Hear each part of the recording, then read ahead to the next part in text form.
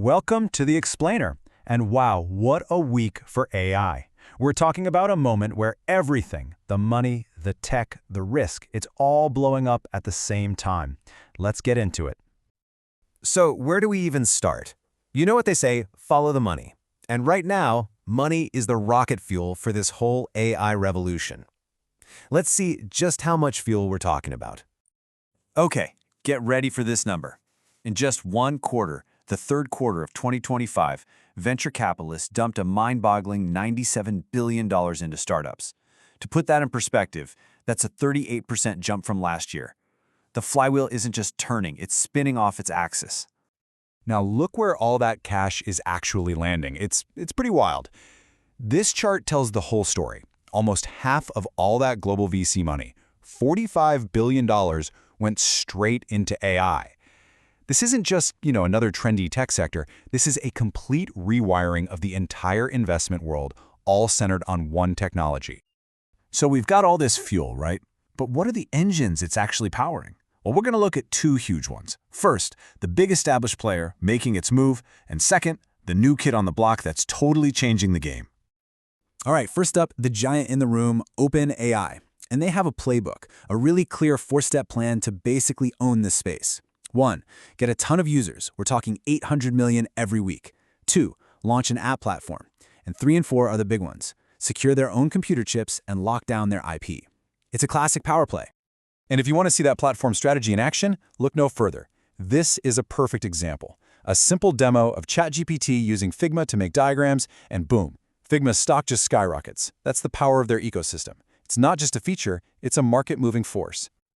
Okay, so that's engine number 1. Now for engine number 2. And this one is a different beast entirely. We're talking about Agentic AI. This isn't just a buzzword from a slide deck anymore. It's live, it's real, and it's software that thinks for itself. So what's the big deal? Well, it's a total shift in how we think about software. Traditional software is like a hammer, right? It only works when you pick it up and swing it. Agentic software, it's more like handing a blueprint to a whole construction crew and saying, go build this. You give it a goal, and it figures out the rest. And don't think for a second this is some far-off sci-fi future. Nope, it's happening right now. Just look at this list. IBM, ZoomInfo, Cisco. These huge companies are already using agents for really complex stuff, from running sales teams to managing global supply chains. The age of agents has already begun.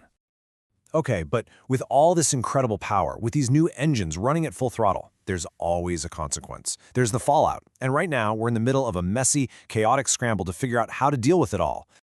And get this, a lot of the new risks are coming from the inside. Security chiefs are basically playing whack-a-mole with shadow agents. That's when employees just build their own AIs without telling anyone. And then there's vibe coding, which is exactly what it sounds like. Code written by an AI that kind of sort of works, but nobody really knows how or what security holes it's creating. It's a nightmare. So with companies scrambling on the inside, governments are racing to build some guardrails on the outside.